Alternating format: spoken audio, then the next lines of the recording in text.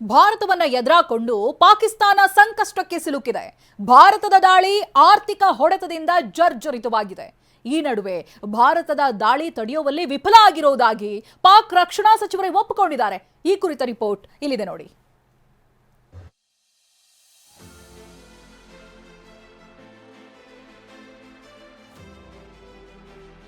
ಗಡಿಯಲ್ಲಿ ಪಾಕಿಸ್ತಾನ ಪೋಸ್ಟ್ ಉಡಾಯಿಸಿದ ಸೇನೆ.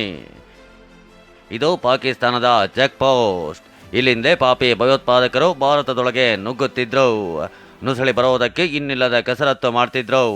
ಇದರ ಸುಳಿವು ಸಿಕ್ಕ ಭಾರತ ಪಾಕ್ನ ಈ ಪೋಸ್ಟನ್ನು ಉಡೀಸ್ ಮಾಡಿದೆ. ಕಣ್ಣು ಮಿಟುಕಿಸಿ ಬಿಡುವಷ್ಟರಲ್ಲೇ ಉಡಾಯಿಸಿ ಬಿಟ್ಟಿದೆ. ಇಷ್ಟೇ ಅಲ್ಲ, ನಿನ್ನೆ ರಾತ್ರಿ ಪಾಕ್ನ ಕ್ಷಿಪಣಿಗಳು ಭಾರತದೊಳಗೆ ನುಗ್ಗಿ ಬರ್ತಿದ್ವು.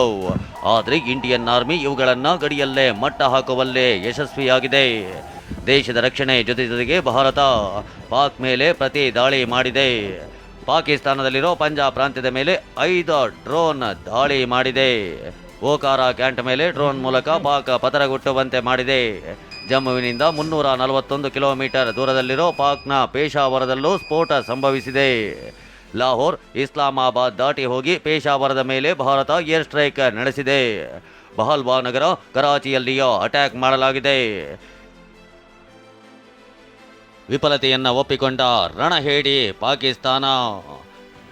ಭಾರತೀಯ ಸೇನೆ ದಾಳಿ ಮಾಡಿರೋದನ್ನು ಪಾಕಿಸ್ತಾನ ಒಪ್ಪಿಕೊಂಡಿದೆ. ಈ ಬಗ್ಗೆ ಖುದ್ದು ರಕ್ಷಣಾ ಸಚಿವ ಖ್ವಾಜಾ ಆಸಿಫ್ ಪಾಕ್ ಸಂಸತ್ನಲ್ಲಿ ಮಾತನಾಡಿದ್ದಾರೆ. ಭಾರತೀಯ ಸೇನಾಪಡೆ ಡ್ರೋನ್ ದಾಳಿ ಮಾಡಿದೆ. ನಮ್ಮ ಲೊಕೇಶನ್ ಬಗ್ಗೆ ಮಾಹಿತಿ ಸಿಗಬಾರ್ದು ಅಂತ ನಾವು ಡ್ರೋನ್ಗಳನ್ನು ತಡೆದಿಲ್ಲ ಅಂತ ಬಡಾಯಿ ಕೊಚ್ಚಿಕೊಂಡಿದ್ದಾರೆ. कल का जो ड्रोन हमला हुआ वो ड्रोन हमला बेसिकली हमारी जो लोकेशंस हैं उसको डिटेक्ट करने के लिए जो है किया गया. एक टेक्निकल चीज़ है जिसको मैं उस तरह एक्सप्लेन नहीं कर सकता, और इसलिए उनको इंटरसेप्ट ना किया गया ताकि हमारी लोकेशंस जो हैं वो लीक ना हो या वो लोकेट ना हो. ಇಸ್ಲಾಮಾಬಾದ್ ಮೇಲೆ 75 ವರ್ಷದಲ್ಲೇ ಮೊದಲ ದಾಳಿ. ಇನ್ನು ಇಸ್ಲಾಮಾಬಾದ್ ಮೇಲೆ 75 ವರ್ಷದಲ್ಲೇ ಭಾರತ ಮಾಡ್ತಾ ಇರೋ ಮೊದಲ ದಾಳಿ ಇದು. ಈ ದಾಳಿಗೆ ಹೆದರಿದ ಪಾಕ್ ಪ್ರಧಾನಿ ಶಹಬಾಜ್ ಶರೀಫ್ನನ್ನ ಬಂಕರ್ಗೆ ಶಿಫ್ಟ್ ಮಾಡಿ ಭದ್ರತೆ ಕೊಡಲಾಗ್ತಿದೆ. ಟಿಪ್ಪು ಸುಲ್ತಾನ್ ಸಾಲು ಉಲ್ಲೇಖಿಸಿದ ಪಾಕ್ ಸಚಿವ. ಇನ್ನು ಪಾಕ್ ಪ್ರಧಾನಿ ಶಹಬಾಜ್ ಶರೀಫ್ ವಿರುದ್ಧ ಅಲ್ಲಿ ಆಕ್ರೋಶ ಭುಗಿಲೆದ್ದಿದೆ. ಭಾರತದ ವಿರುದ್ಧ ಒಂದೇ ಒಂದು ಪದ ಮಾತನಾಡಿಲ್ಲವೆಂದು ಅಲ್ಲಿನ ಸಂಸದರು ಬೆಂಕಿ ಉಗುಳುತ್ತಿದ್ದಾರೆ. ಶಹೀದ್ ಕಟ್ಟರ್ ಎಂಬ ಪಾಕ್ ಸಂಸದ ಟಿಪ್ಪು ಸುಲ್ತಾನ್ ಸಾಲು ಉಲ್ಲೇಖಿಸಿ ಪ್ರಧಾನಿ ಶಹಬಾಜ್ನನ್ನ ನರಿ ಅಂತ ಕರೆದಿದ್ದಾರೆ. इंडिया के इन मामलात के ऊपर एक स्टेटमेंट नहीं आई.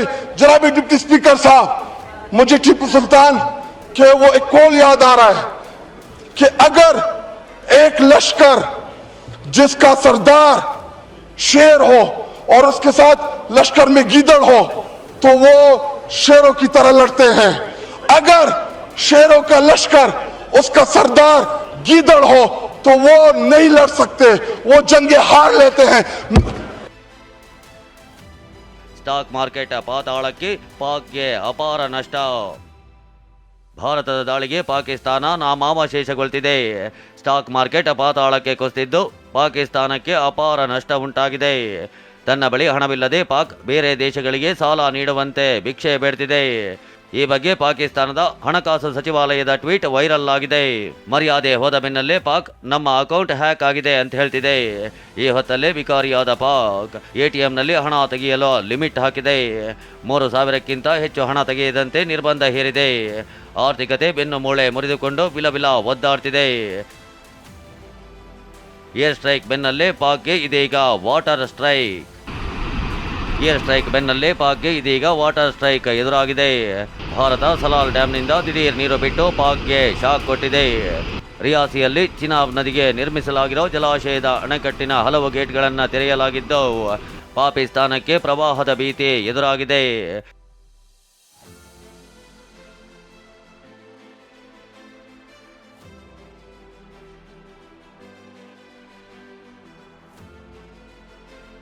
ಪಾಕ್ ಸೈನಿಕರ ಮೇಲೆ ಟಿಟಿಪಿ ಉಗ್ರರಿಂದ ದಾಳಿ. ಪಾಕಿಸ್ತಾನವೀಗ ತ್ರಿಕೋನ ಸಂಕಷ್ಟಕ್ಕೆ ಸಿಲುಕಿದೆ.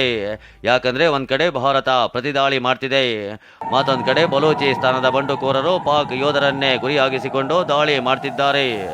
ಇದರಿಂದ ಹೊರಬರುವಷ್ಟರಲ್ಲೇ ತೆಹರಿಕ್ ಎ ತಾಲಿಬಾನ್ ಉಗ್ರ ಸಂಘಟನೆ ಪಾಕ್ ಸೈನಿಕರ ಮೇಲೆ ಅಟ್ಯಾಕ್ ಮಾಡಿದೆ. ದಕ್ಷಿಣ ವಜರಿಸ್ತಾನ್ನ ಶಕೈನಲ್ಲಿನ ಈ ದಾಳಿಯಲ್ಲಿ 20 ಪಾಕ್ ಸೈನಿಕರು ಖತಮ್ ಆಗಿದ್ದಾರೆ.